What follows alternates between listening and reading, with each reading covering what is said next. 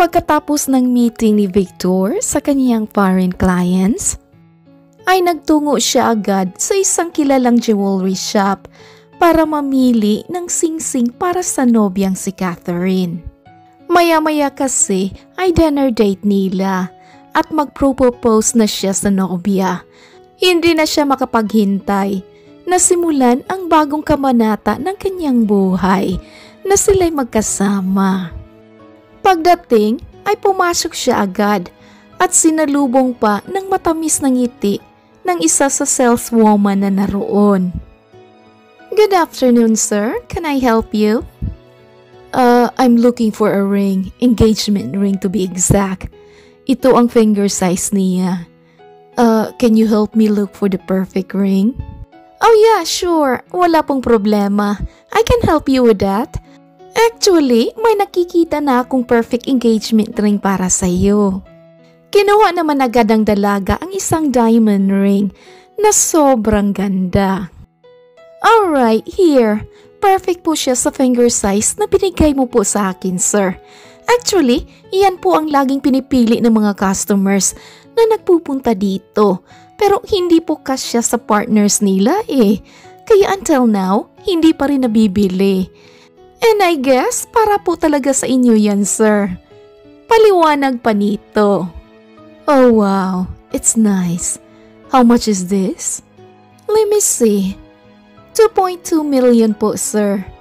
"Well, worth the price po yan. Dahil sure akong magugustuhan yan ng partner mo." "Really? Sa tingin mo ba mag-yes siya?" "Oo naman, sir." "Okay, I'll take it. Here's my card. Dito mo na lang ibawas ang payment." "Alright, great.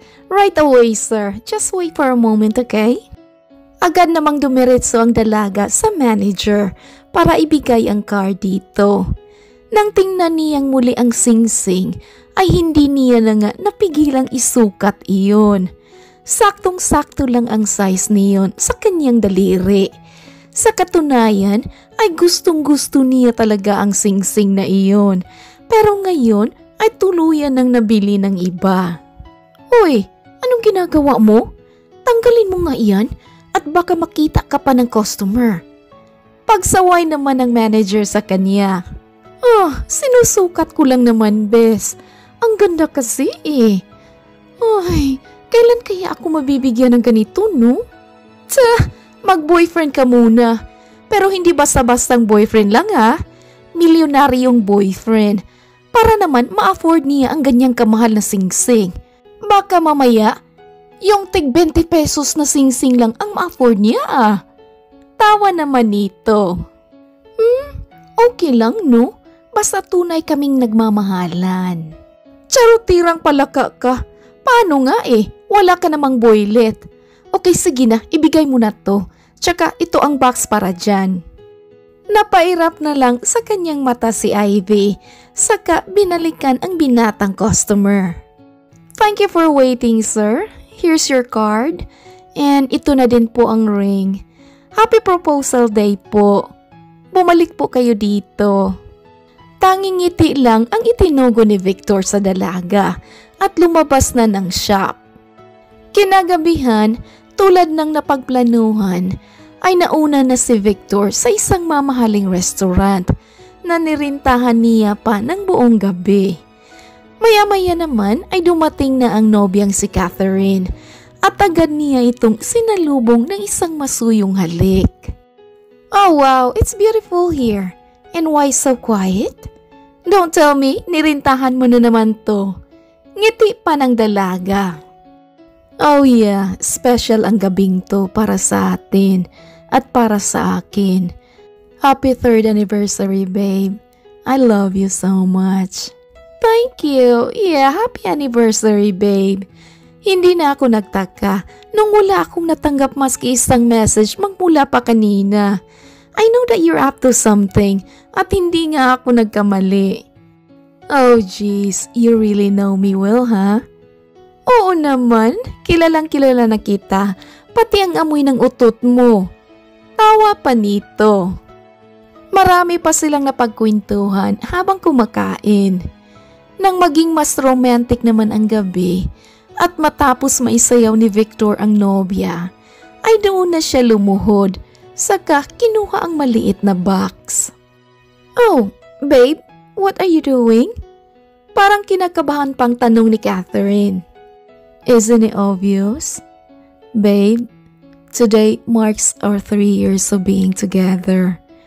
Ayaw ko nang patagalin pa to, lalo na't alam ko na sa sarili ko na ikaw na ang babaeng gusto kong makasama sa habang buhay. I want to start a new journey with you, being my fiancé and being my wife. So, please marry me." Hindi nakaimik si Catherine, bagkus ay patuloy lamang itong umiiyak. "Hey, shh. Sorry if I made you cry, babe. I love you so much." Dagdag pa ng binata. "And I love you more, babe. Pero..." Sa simpleng pero pa lamang ng dalaga, ay parabang may masama ang kutob ng binata. Kaya agaran siyang tumayo at hinawakan ang mukha ng nobya. "If you're not ready yet, I am willing to wait, babe. Just please, wag mo lang akong sagutin ng no." Pinunasan naman agad ni Catherine ang kanyang mga luha at pinakalma muna ang sarili bago nagsalita. "In our 3 years, never mong pinaramdam sa akin na I wasn't worthy of your love. Araw-araw, minuminuto, sigu-segundo, ramdam ko ang pagmamahal mo sa akin. At sa palagay ko, ako na yata ang pinakamaswerteng babae sa balat ng lupa. How I wish I can be your bride. How I wish I can be your wife. Pangarap ko din yun, babe. Pero this time, I will say no. I'm sorry." "Pero babe, bakit? Hindi ka pa ba handa? Nabigla ka ba? I can wait. I am willing to wait until you're ready. Please, wag lang no. Please, babe." Halos pagmamakaawa na ni Victor sa nobya. "Handa na ako, babe. Hindi rin ako nabigla. But sometimes, may mga pagkakataon na kailangan mong pag-isipang mabuti ang desisyon na gagawin mo. I'm not saying no dahil ayaw kong maging asawa mo. I'm not saying no dahil hindi enough ang pagmamahal ko sa iyo. But I'm saying no dahil alam kong iyon ang tama. Mahal na mahal kita. That's why I'm saying no." Doon na nga napaluhod si Victor at patuloy pa ring humahagulhol. Gustuhin man ni Catherine na daluhan ng binata at ipaliwanag pa dito ang lahat, pero hindi pwede. Kaya naman kahit masakit para sa kanya na makitang umiiyak ang mahal na lalaki, ay kailangan niya itong iwan at taas noong umalis sa lugar nang walang paalam. Sa kabilang banda naman, saktong 8:00 ng gabi ay kakalabas lamang noon ni Ivy sa jewelry shop. At dahil nilalakad niya lang ang layo ng shop sa apartment niya, ay nagpasya muna siyang bumili ng balot at chicharon para may makain sa daan. Habang nasa kalagitnaan nga ng paglalakad, ay nakita niyang may humintong kotse mula sa di kalayuan at lumabas doon ang isang pamilyar na lalaki. Kung hindi siya nagkakamali, ay ito ang lalaking bumili ng singsing sa shop kanina. Hindi naman siya umimik, bagkus ay inuobserbahan niya lang kung ano ang gagawin nito. Hanggang sa makita niyang may hinugot ito sa kanyang bulsa at may itinapon sa may damuhan. Saka pumasok muli sa kotse at gumayak. "Oh, ano kaya ang itinapon nun?" Kunot noong tanong pa ni Ivy sa sarili at lumapit sa lugar kung saan itinapon ng binata ang isang bagay. Kinuha niya ang kanyang cellphone, ginamit ang flashlight niyon at inilawan ang bahaging nakita niya kanina.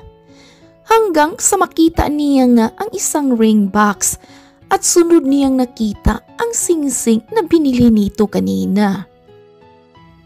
Diyos mio, Marimar! Itinapon niya ang singsing na worth 2.2 million? Sayang naman. Pero bakit niya naman kaya itinapon to? Nireject kaya siya ng girlfriend niya? Oh my. Walang pagdadalawang isip namang kinuha ni Ivy ang singsing at ipinasok muli sa box at dinala pa uwi. Kinabukasan, sinabi niya nga sa kaibigang si Sanya na siyang manager din ng shop na iyon ang nangyari kagabi. Kaya maski ito ay gulat na gulat din. Naku, oh my, kung ano man ang nangyari, sayang naman. Pero kung sa bagay, mayaman naman ang lalaking yun, kaya barya lang sa kanya ang 2 milyon. So, ano bang plano mo dyan, Ivy? Ibebenta mo ba? Ano? Hindi isasauli ko to sa kanya. What? Bakit mo pa isasauli? Tinapo na nga, di ba? Kapag naibenta mo yan, marami ka ng pera. Ayaw mo nun? Bes, binayaran niya to. Tsaka sa kanya to. Kapag naman naisauli ko na to at sabihin niyang ako na ang bahala kung saan ko to gagamitin, saka ko na kukunin. Ay, napaka-uwi mo talaga. Huwag mo nang isauli yan. Ibenta mo na lang para may dagdag na sa pagpapagamot ng ate mo. Iya, isa pa yan ang inaalala ko eh. Bibisitahin ko pa siya sa linggo. Pero ngayon, okay naman daw siya. Oh, okay. Mabuti naman. Pero kung isasauli mo talaga yan, magdadasal na lang ako dito na sana ibigay niya yan sa iyo.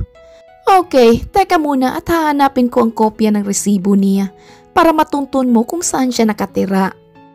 Tumango naman si Ivy bilang sagot.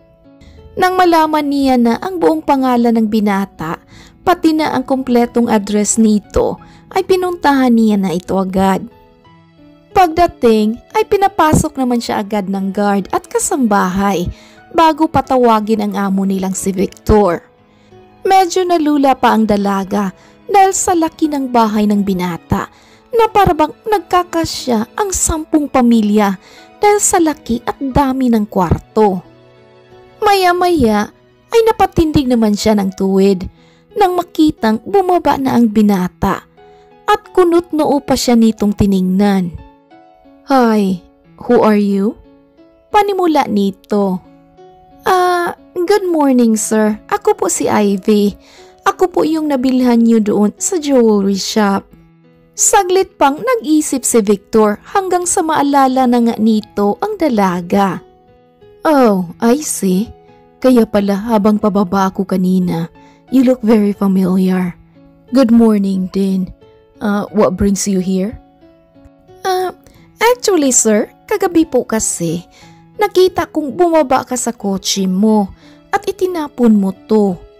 Sabay pakita sa singsing. Oh, ikaw ang nakapulot? Yeah, nakita kita kagabi sir habang naglalakad ako pa uwi. Pinulot ko sir kasi hindi ko naman alam kung ano ang itinapon mo talaga. Naku, sayang naman din po kasi sir eh. Oh no, it's okay. You can have it. If you need money, sell it. Po? Pero sir, para po to sa girlfriend mo. Wala na kami. Po? She rejected my proposal. Bakit naman po sir? Hindi niya ba nagustuhan ang singsing? Sana sinabi mo na may maraming gusto nito, pero ikaw talaga ang nakabili. No, it's not about the ring. It's about her personal reasons na hindi ko alam kung bakit. So gano'n na lang po yun, sir? Give up na po kayo agad? What? What do you mean? Sir, if you really love her, fight for her. Kasi sa simpleng no niya nga lang, sumuko ka na. Paano mo pa mapapatunayan ang sarili mo na you're really sincere? Na totoo ang nararamdaman mo? Kailangan mo lang ng kaunting effort, sir. Hindi pa ba effort ang lahat ng ginawa ko? Yeah, effort naman po, sir. But this time, kailangan talaga ng bonggang effort for you to win her back. That's enough. We're done here. Just keep it. Sell it. I don't care. Sige na, umalis ka na. Huling wika nito at pumanik na sa taas. Wala namang nagawa si Ivy, kundi ang umalis na lamang. Ngunit bago umalis ay iniwan niya muna ang singsing sa mesa. Nagdaan ang 2 araw ay saka pa naisipan ni Victor na bumalik na sa trabaho. Hindi rin siya bumababa at kontento na siyang magpapahati ng pagkain sa kanyang kwarto. Kaya naman, pagbaba niya ay ganoon na lang ang gulat niya nang makita ang singsing kasama ang box nito na nasa mesa. Oh gee, that girl. Hindi niya talaga inuwi ito. What's her purpose, ha? Nasabi niya pa sa kawalan. Saglit naman siyang napaisip hanggang sa mapagdesisyon na niyang kuhanin ang singsing at puntahan si Ivy sa shop. Pagdating ay halata pa ang gulat sa mukha ng dalaga, pero tumindig pa rin siya ng tuwid at hinarap ang binata. Good morning, sir. How may I... Hindi niya na natuloy ang paunang bati nang ipakita na ni Victor ang box na may lamang singsing. Bakit mo to iniwan doon? Di ba sabi ko sa'yo, ibenta mo to? Sir, I told you, if you love her, pursue her. But how? Hindi ako man full of actions. I'm not good with that. Hindi, magpa-advise po kayo sa mga kilala niyong eksperto pagdating dyan, sir. Natahimik naman saglit si Victor hanggang sa makaisip siya ng idea. Okay, fine. Are you willing to help me? Hala, ako po, sir. Bakit ako po? Kasi makulit ka. And I guess you're an expert to this. Kaya sa'yo na ako magpapatulong. Deal? Wala nang nagawa pa si Ivy dahil mukhang mapapasabak siya sa sitwasyong siya mismo ang nagsimula. Simula nga nooy, hiningi na ni Victor ang personal number ni Ivy para kapag may bakanting oras siya ay matawagan niya ito o di kaya'y mapuntahan sa apartment nito. At dahil literal na wala ng takas ang dalaga, ay wala na rin siyang ibang nagawa kundi ang tulungan ito sa personal nitong problema. Okay, sir. Tawagan mo pa ng tawagan. Sasagot din yan. Sa inaantok na boses ng dalaga, nang tawagan siya ni Victor nang maaga sa araw ng Sabado. Oh gosh, wala ka na bang ibang advice dyan? Ring lang ng ring but she's not answering. Kulang na lang mapudpud tong mga daliri ko kakadial sa number niya eh. Hindi pabayaan mo muna. What? Pabayaan? Di ba sabi mo, pursue her? Bakit? Give up ka na ba? Yes. No. Hindi I mean, pwede bang wag mo munang tawagan ngayon? Baka tulog pa. Ang aga-aga pa oh. Anong maaga? It's 8 in the morning now. Okay, ganito na lang. Maghanda ka na dyan at papunta na ako dyan. Ano? Saan? Sa apartment mo. What? Teka. At bakit? Anong bakit? You're willing to help me to win her back, right? Kaya tutulungan mo rin ako dito. Sabay patay sa linya. Nasapo na lamang ni Ivy ang kanyang ulo na sobrang kalat pa ng apartment niya. May mga labahin pang hindi natutupi. May mga hugasin pa sa kusina. At higit sa lahat, antok na antok pa siya. Nangakma naman sana siyang tatayo para simula na ang paglilinis, ay ang pagtunog naman ng doorbell. What? Nandito na siya? Taranta niya pang wika at dali-dali nang kinuha ang mga nagkalat na gamit sa sala. Ivy, open up. Sigaw pa ni Victor. Wait, sandali lang. Ito naman kung makapagsabing open up. Akala mo talagang asawang na late ng uwi eh. Buti sana kung may salary ako dito. Maktul pa ng dalaga at mas binilisan pa ang paggalaw. Ivy. Oo na. Ito na. Sabay bukas sa pinto. Gosh, you can't wait. What took you so long, ha? Excuse me? Hindi ito mansyon at wala akong maid dito. Tsaka, apartment ko to, no? Wala pa nga akong kain eh. Tas nagmamadali ka pa dyan? Okay, kumain ka na muna doon. I can wait naman. No, wag na. Mamaya na. Tapusin na muna natin yung problema mo para makaalis ka na. Diyos ko, sa lahat ng pwede mong problemahin, ito pa talaga ha? Are you sure? Hindi ka pa ba nagugutom? Hindi pa nga sabi eh, ang kulit. Kasabay nga ng pagsabi ni Ivy noon ay ang pagtunog naman ng nag-aalboroto niyang tiyan na siyang ikinatawa ni Victor. Nagsisinungaling ka daw, sabi ng mga alaga mo sa loob. Tawa pa nito. It's okay, kumain ka na muna doon. Makakapaghintay naman ako eh. Dagdag pa nito. Sa iya ay dumiritso na lang si Ivy sa kusina at nagluto ng simpleng itlog at kanin. Nang matapos ay pinuntahan niya naman muna si Victor para yayain sanang kumain. Pero ganoon na lang ang panlalaki ng dalawa niyang mata nang makitang hawak-hawak na ni Victor ang paborito niyang bra. Sa taranta ay dali-dali siyang lumapit dito at agad hinablot ang pangilalim na suot. Kapag upo, upo lang. Huwag nang makialam kasi. Kasalanan ko ba kung burara ka at nandito pa sa sofa ang mga undergarments mo? Besides, sa'yo ba talaga yan? What? Anong ibig mong sabihin? Ang liit eh. Parang bra nang nagdadalaga pa lang. At saka amoy baby powder. Tukso nito. Ang kapal mo ah. Huwag kang ngang mangialam ng gamit ng may gamit. Anyway, gusto mo bang kumain? Ready na ang food sa kusina. Pero huwag kang maarte ha. Itlog lang ang ulam. Oh no, thanks. I'm full. Yeah, of course. Mayaman. Ayaw sa itlog. Bahala ka dyan. Bumalik naman agad si Ivy sa may kusina na agad ring sinundan ni Victor. Oh, akala ko ba ayaw mo kumain? Oo nga. Bakit? Hindi ba pwedeng tingnan lang kita habang kumakain ka? Ay sus, gusto mo lang makita ang ganda ko eh. Sige, bahala ka dyan. Enjoy.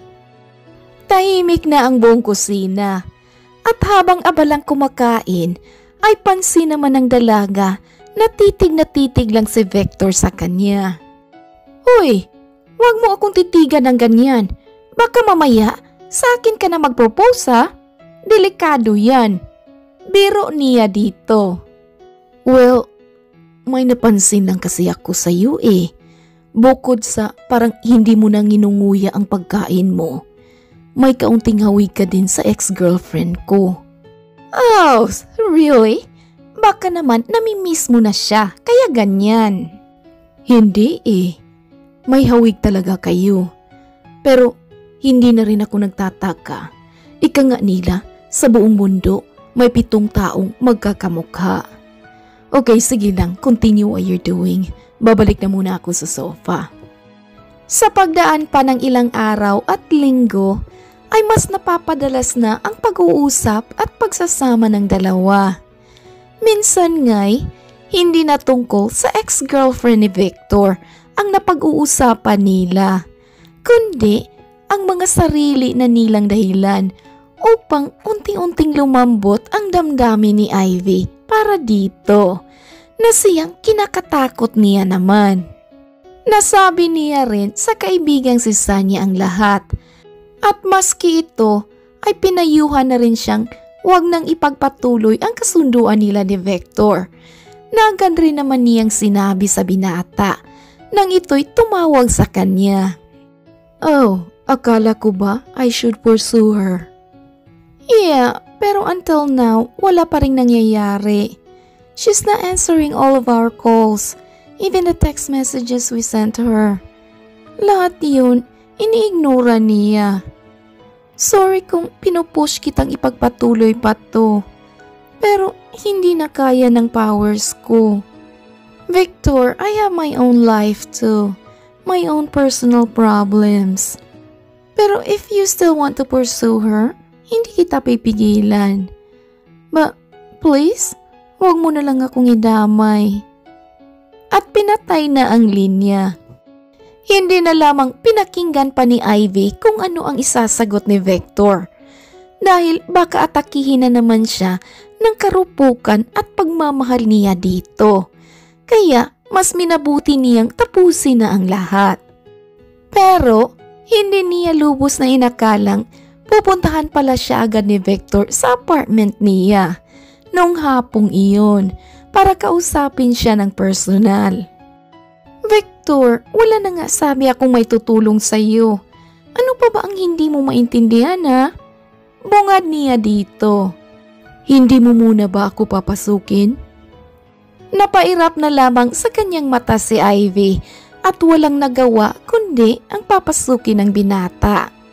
Okay, sige na, sabihin mo na agad kung ano ang gusto mong sabihin. Marami pa akong gagawin. Panimula naman agad ni Ivy nang makapasok na ang binata sa kanyang apartment. Alright, may sasabihin ako. Pero please, huwag ka munang mag-react hanggat hindi pa ako tapos, okay? Okay, ano ba yun? Ivy, I think I'm... Hindi na tuluyang natapos ni Victor ang gusto niya sanang sabihin nang biglang mag-ring ang cellphone ni Ivy at nalaman niyang ang kanyang ate ang tumatawag. Oh, wait, sasagutin ko muna to. Maya-maya itutuloy mo ang sinasabi mo ha. Hello? Ate? Ano? What? Kailan pa po siya dyan? Okay, upo. Saan hospital? Alright, sige, pupunta na po ako. Who's that? Ang nurse, ang ate ko, nasa hospital. What? Okay, sige, ihahatid na kita. Sigurado ka ba, Victor? Oo, para naman mas mapadali ang pagpunta mo doon. Sa labas na ako maghihintay, okay? Wala na ngang nagawa pa si Ivy, kundi ang sumakay sa kotse ng binata. Pagdating sa hospital ay agad niyang pinuntahan ang silid ng kapatid habang si Victor ay nanatili na muna sa labas. Ate, Diyos ko naman, 3 araw ka na pala dito? Bakit hindi mo man lang sinabi sa akin? Bunso, alam kong may sarili ka ding buhay. Abala ka sa trabaho, kaya hindi ko na muna ipinaalam sa iyo. Kumusta naman daw ba? Anong sabi ng doktor? Gagaling ka na ba? Isang mapait na ngiti naman ang itinugo ng kapatid bago muling magsalita. Well, ang importante, kasama mo pa ako ngayon. Ate naman hindi naman yan ang tinatanong ko. Basta, kapag nakalabas ka na dito, huwag ka nang magmatigas. Doon ka na sa apartment ko para maalagaan kita. Bunso, magiging pabigat lang ako sa iyo. No, hindi ka magiging pabigat sa akin. Nasa isip mo lang yan. Ay nako. Wait, may kasama ka ba papunta dito? Pag-iba pa nito sa usapan. Oo, kaibigan ko. Oh, really? Si Sanya? No, hindi. Bago kong kaibigan. Oh, kaibigan? Oh, kaibigan. Ate, huwag mo ngang iniiba ang usapan. Ayan ka na naman Okay, papasukin mo dito yung sinasabi mong kaibigan para naman makilala ko. Kikilatisin ko lang kung pasado ba sa templa ko. Dahil kapag pasado, pwede na kitang iwanan. Ate, hindi magandang biro yan. Hindi ako natutuwa.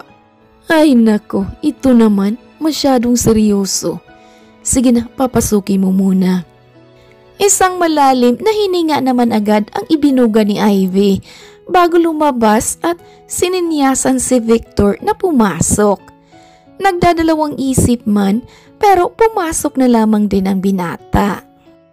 So, ito na ba ang sinasabi mo?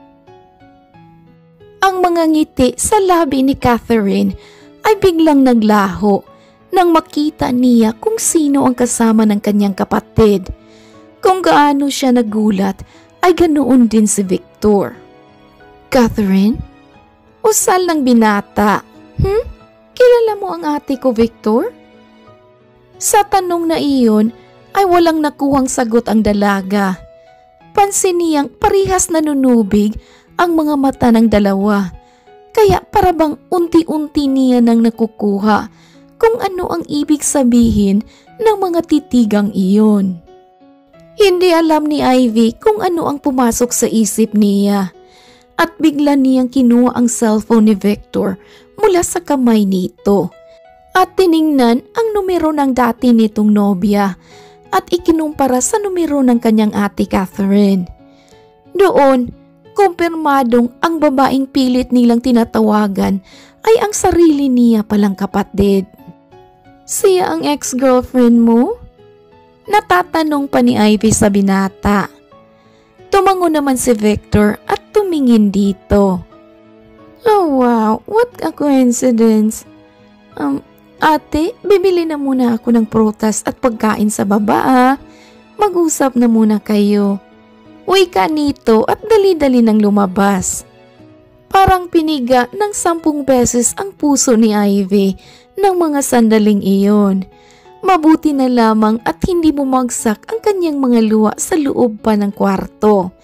Dahil kung nangyari man yun, hindi niya alam kung ano ang ipapaliwanag niya sa mga ito.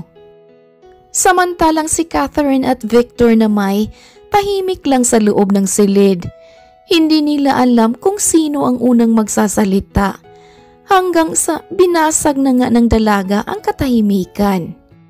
I'm glad na ikaw pala ang kaibigan ng kapatid ko.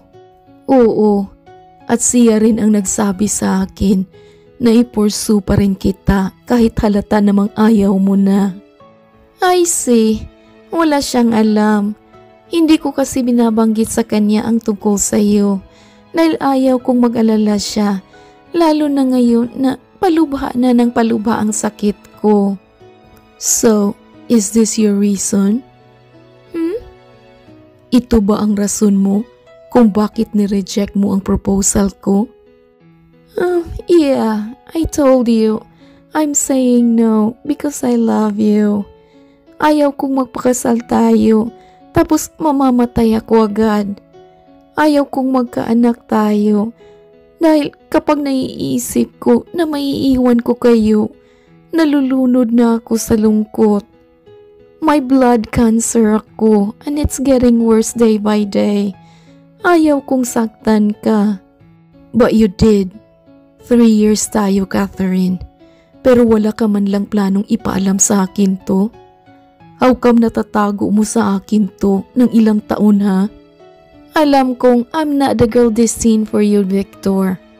Hindi ako babaeng nakasulat sa libro mo. Pero thank you pa rin. Thanks for trying, pero ayoko na. Yeah, I know. I've read your messages last month. Noong unang beses kitang tinawagan, malinaw na sa akin na ayaw mo na. Yeah, pero bakit kasama mo pa rin ang kapatid ko? Bakit tinatawagan mo pa rin ako? Tell me honestly, do you like my sister? Hindi agad nakasagot si Victor at tinitigan lang ng mabuti ang dating nobya. Don't make me answer that question. Sige na, magpahinga ka na. So, do you like my sister? Catherine. Just answer me para naman mapanatag ang kalooban ko. At least kapag alam kong ikaw ang makakatuluyan niya, hindi ako mapapraning. Hindi na ako mag-worry sa future niya. Just please answer me. To answer your question, yes, I like your sister. Hindi ako yung tipo ng tao na mapapaibig agad ng isang babae. Pero katulad mo, kakaiba si Ivy. She makes me happy the way you do. Hindi ko to pinlano, pero nangyari. She's just some random ring saleswoman na nagbenta sa akin ng singsing. But it turns out na siya rin ang nakapulot noon at ibinigay sa akin ulit. I love your sister, Catherine. Masakit man, pero pilit pa rin napangiti ang dalaga. Nalulungkot siya dahil alam niyang nabaling na sa iba ang pagmamahal ni Victor para sa kanya. Pero sa kabila nooy, masaya din siya para dito at sa kapatid na si Ivy. Matapos ang usapang yun, ay sinabi rin ni Catherine kay Victor na huwag na siyang hintaying mawala dahil hindi siya magiging hadlang para sa dalawa. Kaya naman makalipas ang 1 linggo ay nagtapat na nga si Victor kay Ivy. Bagay na siyang ikinabigla at ikinalungkot ng dalaga. Victor, you're just confused. Si ate ang mahal mo. Yes, minahal ko ang ate mo and I won't deny it. Pero iba ang pagmamahal ko sa iyo. Besides, siya na rin mismo ang nagsabi na maging totoo ako. Na kung ano man ang nararamdaman ko sa iyo ngayon, sabihin ko na. That's why I'm here in front of you, confessing my feelings. Hinawakan ni Victor ang maliit na muka ng dalaga at tiningnan ng seryoso sa mga mata nito. I love you, Ivy. I really do. Mahal din kita, Victor. Kahit sa tingin ko'y hindi tama. At kahit alam kong masasaktan si ate. Pero hindi ko na rin kaya. Hindi ko na kayang magkunwari. Parang sasabog ako. Noon na nga, mas inilapit pa ng binata ang muka sa muka ng dalaga at agad kinawaran ng halik ang malambot at mapupula nitong mga labi. Tinugo naman iyon ni Ivy dahil para bang wala na siyang takas sa swabe nitong halik at galaw. Magkunwari man siya ng ilang beses ay hindi niya pa rin maitatanggi na umiibig na siya dito. Sa formal na pagpapaalam ni Victor sa atin nitong si Catherine, ay niligawan niya si Ivy. Makalipas naman ng ilang buwan, ay sinagot na rin ito ng dalaga. Bagay na hindi niya sinabi sa kapatid, pero nahalata pa rin siya nito. Hey, kayo na ba ni Victor Bunso? Huh? Ano? Ate naman. Ay sus, huwag ka nang maglihim sa akin. Napapadalas na ang pagdalaw ni Victor dito sa apartment mo. Tsaka, nakita ko kayo noong isang araw, hinalikan ka niya sa noo. Hindi alam ni Ivy kung ano ang isasagot sa kapatid.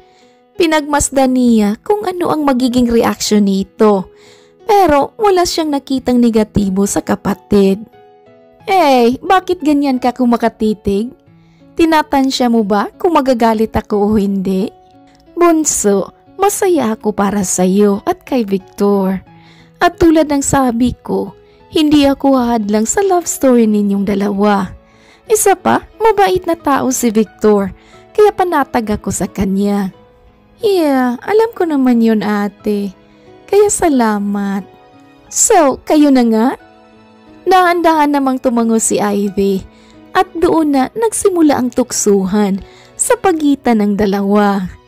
Inaamin man ng dalaga na minsan ay nakakaramdam pa rin siya ng pagkailang. Pero kontento na siyang malaman na masaya ang ate Catherine niya para sa kanilang dalawa ng nobyo. Nagtagal din ng ilang buwan ang kanilang relasyon hanggang sa tuluyan na ngang mag-propose si Victor sa kanya. Ngunit ang labis na ikinagulat ni Ivy ay nang makita niyang ang singsing na siyang ibinenta niya sa binata ay ang singsing na ngayoy nasa daliri niya na. Who would have thought na ang babaeng nagbenta sa akin ng singsing na yan ang talagang magmamay-ari niyan mismo. Kaya pala hindi yan mabili-bili ng iba ay dahil para sa iyo yan. It looks beautiful on you. Mahal na mahal kita. You know what? Tama lang pala na pinulot ko to at ibinigay sa iyo. Mapupunta lang din pala sa akin. Mahal na mahal kita, Victor. Mas lalong mahal na mahal kita, fiancé ko. Masaya at mahigpit na hinalikan sa noo ang dalaga. Ay, ayan ha, sa noo na muna. Strike ate ako sa kapatid ko. kaya kasal muna bago ibang moves. Hirit naman ni Catherine na siyang ikinatawa ng dalawa. Nang matapos ang dinner nila'y hinila naman agad ni Catherine ang dalawa. Niyakap ng isa-isa saka kinausap ng mahinahon. I'm so happy for both of you. At saksi ako sa love story niyo. At feel ko malapit na rin ang katapusan ko. At least diba, maiiwan ko si Bunso na panatag ako dahil ikaw ang kasama niya. Baling niya kay Victor. Catherine, please don't say that. Mahaba pa ang buhay mo. Oh, I don't think so, Victor. Kaya please, planuhin niyo na agad ang kasal niyo para matahimik na ako. Gusto kong makita at mayhatid pa ang kapatid ko sa altar. Nagkatinginan naman ang dalawa at pilit na lamang na napangiti. Nagdaan ang ilang pang-araw, linggo at buwan ay mas lumubha ang karamdaman ni Catherine. Labas-masok na ito sa ospital at iisa lamang ang lagi nitong binabanggit, ang kasalan ni Victor at Ivy. Kaya naman minadali na nila ang gaganaping kasal. At sa harap ng altar, kahit naka-wheelchair na si Catherine ng mga panahong iyon, ay hinatid niya pa rin ang kapatid. Saksi siya sa sumpaan ng dalawa hanggang sa maging ganap na nga itong mag-asawa. Congratulations, Bunso. My gosh, naiiyak ako. Isa ka na talagang misis. Soon, magiging isang mami ka na. Emosyonal na usal pa ni Catherine sa kapatid. Victor, promise me that you'll take care of my little sister, okay? Kapag pinaiyak mo siya, mumultuhin talaga kita. Biro niya naman kay Victor. Thank you, Catherine. Promise I will love your sister forever. I will treasure her and will take care of her hanggat kaya ko. Nakangiting tugo naman ni Victor dito. Bumukod na sila ng bahay pero madalas pa rin nagpupunta si Ivy sa kanyang ate Catherine para i-check ang kalagayan nito. Hanggang isang araw muling isinugod si Catherine sa ospital at doon na ito binawian ng buhay. Hindi na nito kinaya ang mga cancer cells na tuluyang naghari sa kanyang katawan. Wala namang nagawa si Ivy, kundi ang umiyak sa pagkawala ng kanyang kapatid. Inilibing nila ito. At matapos ang saktong isang buwan, ay napag-alaman nilang may laman na ang tiyan ni Ivy. Tuwang-tuwa naman ito, lalong-lalo na si Victor. Ika nga nila, kapag may buhay na nawala, may bagong buhay na darating. Hindi ako masaya na nawala ang ate ko. Pero masaya ako dahil masaya siya kung nasaan man siya ngayon. Mas masaya din ako dahil sa wakas nagbunga na ang pagmamahala natin. Mahal na mahal kita, Victor. Kayo ng baby natin. Romantikong sad ni Ivy sa asawa. Mas mahal ko kayong dalawa. Gagawin at ibibigay ko ang lahat para sa inyo. Sagot naman nito at hinalikan sa labi ang magandang asawa. Ngayon nga'y masaya na ang dalawa at mas lalo namang sumaya nang sa wakas ay isinilang na ni Ivy ang kanilang little man na si Baby Ivan Miguel. The end. OMG, ang ganda! Napakagandang story. Oh my goodness. Ay naku, mixed emotions ako dito. You know, we're happy for Ivy. At the same time, it's sad for Catherine. Aww. Well, they're not meant for each other. You know? Sakto siya na she's not the one for Victor. Alright mga kakulay, maraming salamat po sa suporta ng bagong narrator natin na si Narrator Lynn. Nandito pa rin si Regine and of course ako. So, tatlo kami dito. Marami pa akong mga beautiful stories. Between Regine, Ivan, and I, we probably wrote over 100 stories na hindi ko pa na-narrate. I need a backup narrators para palaging may uploads kasi ngayon bagsak si Kulay TV. Kasi every 3 or 4 days lang ako mag-upload kasi ako lang ang nag-narrate. Hindi ko talaga kaya. Yung ibang malaking channels, hakot nila ang lahat ng listeners kasi very active ang channel nila. They can upload every day or even twice a day. So I hope you understand na may mga ibang narrators dito para palaging may upload si Kulay TV at babalik ang traffic ng views. Kasi ngayon bagsak talaga, hindi recommended ang video natin. Napaka-demanding dito sa YT. Kailangang we have to keep up with other channels with the same content. Yeah, kaya hakot nila lahat ng listeners and views kasi hindi lang malaki ang subscribers nila. Very active ang channel nila kasi may upload palagi. Everyday may upload sila. Whereas tayo dito sa Kulay TV, naku, every 3 or 4 days lang. So, bagsak tayo. So, please help me bring Kulay TV back. Kung may upload si Kulay, please click. It's okay kung hindi nyo tapusin ang story kasi hindi ako ang nag-narrate. Okay lang. As long as you click and wait a little bit, that will considered a view. Alright? Alright mga kakulay, mga kapatid, mga kaibigan, mga kababayan. If you enjoy, please like, comment, share, and subscribe. Maraming salamat to all of you subscribers and listeners. Thank you, Regine, for writing this beautiful story. This is Ethel McMenamin saying, bawat buhay ay may kulay. Thank you and take care. Daghan kayong salamat. See you sa next story.